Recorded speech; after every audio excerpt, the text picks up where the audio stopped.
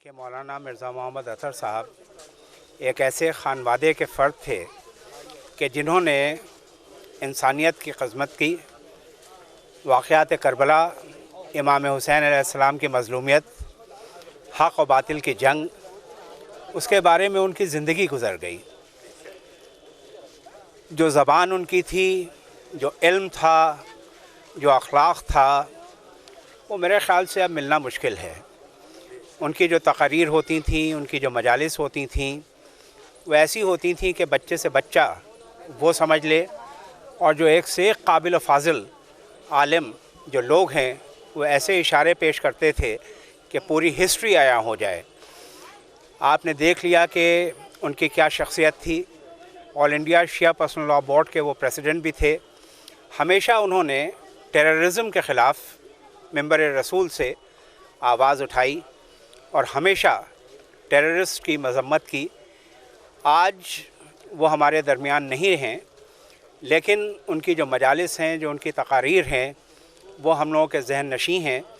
और इंसान को सबक लेना चाहिए कि इस तरह के जो आलिम, फ़ाज़िल व मुक़र्रिर और ज़ाकिरीन गुज़रे हैं, तो आने वाली नस्लें जो हैं वो उनसे सबक लें, और जब मिंबर रसूल पर तशरीफ़ ले जाएं तो किसी शर की बात ना करें, हमेशा अमन की बात करें, दोस्ताने की बात करें। और जो इमाम हुसैन अलैहिस्सलाम की सैक्रिफ़ाइस थी, जो उनकी शहादतें थीं, उस पर अमल करने पर इंसान को चलना चाहिए और मोहब्बत का पैगाम ही देना चाहिए। यही खुदावंद आलम ने इंसान को जो पैदा किया है। मीरानीस की एक रुबाई याद आती है जो कि खिलकत के सिलसिले में है, और हर ज़र्रा ज़र्रा जो है उसी की मदह व सना फरमा रहा है।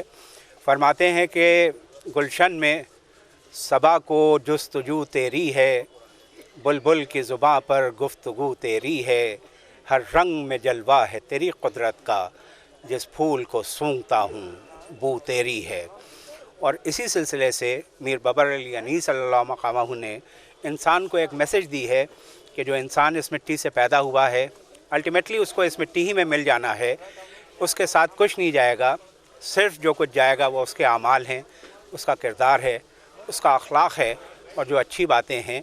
तो वो फरमाते हैं कि आगोश लहद में जब के सोना होगा, जुस खाक न तकिया न बिछोना होगा, तन्हाई में आह कौन होएगा अनीस, हम होएंगे और कब्र का कोना होगा।